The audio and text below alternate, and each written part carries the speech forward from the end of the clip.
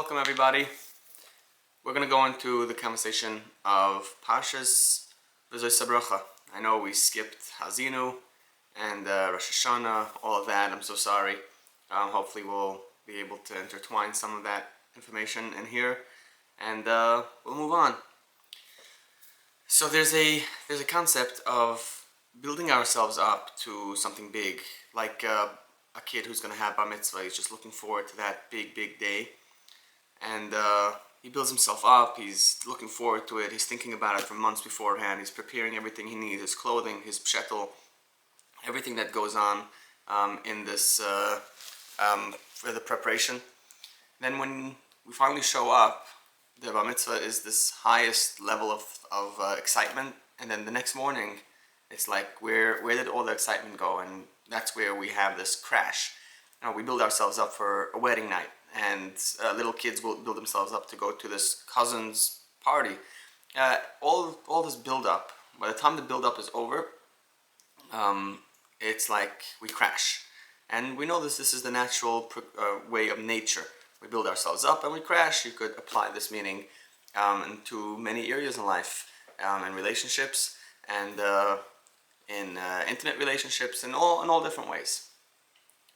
Reb Elimelech of Lizensk says that the same thing happens throughout the week. We build ourselves up to Shabbos, and Friday is like the climax of the entire week. And if there wouldn't be a Shabbos, Reb Elimelech says that we would die from the climax, from the build-up. It would be so strong in our hearts. And then Shabbos is the day that we just let go and we surrender. So the thing is, after a bar mitzvah, we don't know how to surrender. We just, I just recently went to a party. I took along my kids.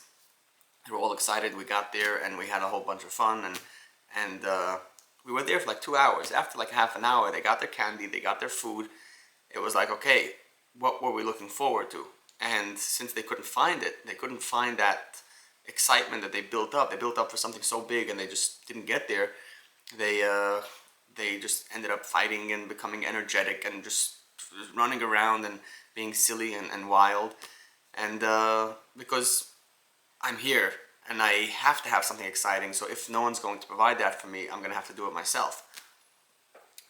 Because they don't know how to surrender. We don't know how to just relax and say, I'm done. And that's what Shabbos is. Shabbos is the peace. It's Shabbat Shalom, right? We just peace. And we relax, we give up, we stop working, and now we just live with that peace. We live with that surrender. And we could get there with everything that we build ourselves up to. We build ourselves up not so we could get to that point.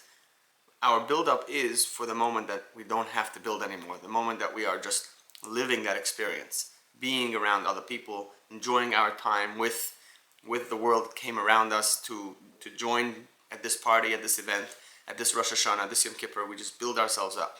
And then we get to this surrender place where we're calm and relaxed. Surrendering. Surrendering is a very tough word. People are busy, they're stuck in their mind, they hear the voices all day, ADHD, right? They just hear voices, can't fall asleep, they can't think straight, they're trying to do one thing and their mind is telling them they have to do 10 other things, and they're just never getting anything done. And we just want to surrender, we want to let go. Letting go means accepting the world the way it is. The world wants me to eat, I don't need meaning to eat. So I just sit down. I don't eat because I'm building up towards something. Eating is the actual work of surrendering. Why? Because right now I'm just eating. I'm just relaxing. You don't need special meaning. Yes, it's nice to add meaning. You're eating food. God gave you food, and it's giving you life. And because of this, you'll be strong, and you'll have strength to go on, and you'll live another 3 days. There's a lot of nice meaning, but we don't need meaning to eat. You just sit down and you do that. You don't need meaning to go to sleep. You just go down and you relax, you give up, you let go. You're basically giving away your entire security. You lock your doors of your house, you say Shema, because you're not protecting yourself anymore. Right now, it's all up to Him. He's taking over. Living this way our entire life, it's challenging because we feel like we need to have the control. But what we learn is no. This is the way to live. We want to live in a Yom Shekula Shabbos, a day which is only Shabbos, a day that is relaxed, it's completely fine, and nothing bothers us. We don't have to work hard, we don't have to build anything up. and we're just living in this beautiful space. Moshe Rabbeinu comes here at the last moments of his life, and he gives the bracha to the Yidden. V'zoisa bracha shaberach Moshe ish Elokim l'fnei Moshe, right? It's Bnei Yisrael l'fnei Moshe. He goes and he gives a blessing to all the Yidden. Moshe could have gone through and said, "Oh, you did this, you did that. Everybody did other things, and I have beef. I have things that we have to deal with. In order to reach that peace, we have to take care of things."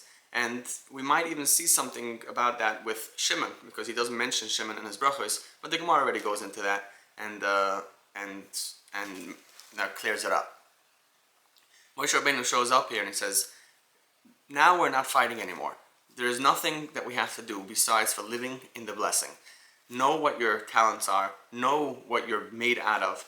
You went through a whole bunch of years of trying to figure yourself out. You're trying to make yourself something that you're still not.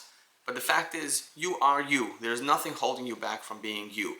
If you just go ahead and take that step into the world with the blessing that you have, with the blessing that you are, you'll be able to accomplish whatever you need to do. He goes through Yehuda, he goes through Reuven, he goes through Yosef, he goes through all the rest of them. And he tells them, this is what you are, this is who you are, this is the talents that you possess, and this is how you're going to change the world. This is what you have to give to the world. It's not about thinking of how I could do it, how I could do it best, or how I could perform it in the smartest way so that I could make the biggest change. It's about making that little change right now. Because everything that we do is just a little seed in the ground. You're just planting little seeds. And that's why David HaMelech says in Tehillim, Hazorim b'dima berina yitzari. When you plant, we do it with tears. But then you turn around and you look back and you see, wait, look how big this grew. It's like this guy who was going around with, he had this job that he had to schlep 2 big pails of water from the well all the way back home. And this was going on for a while. And every day he would get there, he would get back to the house, he would realize that whatever he filled up, they're now half. And he started examining his pails, his buckets, and he sees there are holes in the bottom. And not just one hole, there are a whole bunch of little holes on the side in both of these pails. And he goes over to the boss and he says, "Hey, why are you asking me to do this heavy job when I'm not even bringing all that water back to you?" And he's like, why are you making me work this hard? I'm really trying. I'm really working. I'm waking up. I'm walking that entire mile. I'm filling up the water. And then when I show up here, it's just half empty. I really want to do the best job. And the boss tells him, turn around. Turn around. Your job wasn't to bring me water. Your job was to water the plants. You look around, you'll see, look behind you, look at that path that you walked on. Look at all those beautiful flowers along the path. Look at what you planted. It's not about actively going and directly planting those flowers. It's about doing what you have to do. Living in the moment. You were asked, you were tasked. Go ahead and do it. Don't falter, don't waver. Just do it with tamimus. Do it with innocence. Hashem gave you this life. He gave you these talents. He gave you this bracha. He gave you this blessing of life, this gift of life. Go ahead and apply all your strength. Apply your will to it and do it with a smile. That's how we win. That's how we grow flowers. That's how the world continues moving. If everyone's just going to say, I'm going to wait until a time where I could perform the best, we're not going to end up having anything. There won't be any houses built. There won't be any food delivered. There won't be any ports open. Nothing. Nothing's going to work. We have to go and do the little bit that we are able to. We have to get out, turn on that camera, start talking. Go out, get into the car, and do something. Go to work. Learn something. Plant those seeds. Water those gardens. That's all we have to do in this world. We don't have to be perfect. Perfection is not for now. Perfection is for a time of shalom. It's a time of shalom. It's a time of peace. When we live in peace, that is the perfection that we work for. Peace is when we get to Shabbos. Peace is when we live in and surrender in the moment, and we say, Hashem, this is the life that you gave me, and this is how I'm going to live. V'zois habracha. This is the bracha that we have. This is your talent, and this is your talent. Use it properly. Surrender to it. This is the fact of your life. Use it well.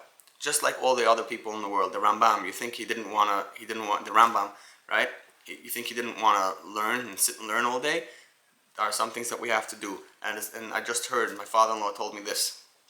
He said in Parsha about a chassan who wants to go to war. They tell him, did you just marry a new woman? You can't come out to war. You have to be home. You have to be home with your wife for a year. Naki yeh levaisa shana achas. That's actually the Sefer Tevas are Yud Kei Vav Kei. Naki yeh levaisa shana achas. Right? That's Yud Kei Vav Kei. Naki yeh levaisa shana. That's Hashem's name. You go home. Hashem is between you and your wife. What does Rashi say? You go home. L'sapek mayim lechem umayim. You go home to take care of the bread and the water. U'lesakenas adracham, and to correct the paths, the ways. Right? It's like in the natural way. You would touch it. You would find meaning in these words as being the National Guard, just making sure that people around the city, when all the men are out fighting, you be the man at home. You go home, make sure there's food, there's supply chain running, and that the roads are clean and good.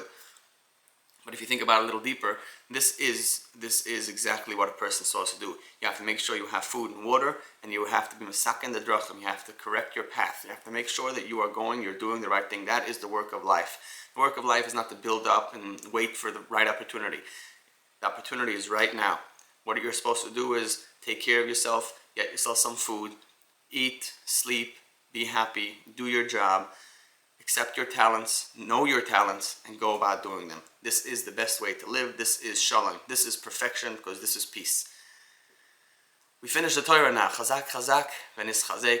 I want to wish you all many, many deep lessons that go into your heart so that you could go about living your life completely, fully, with meaning.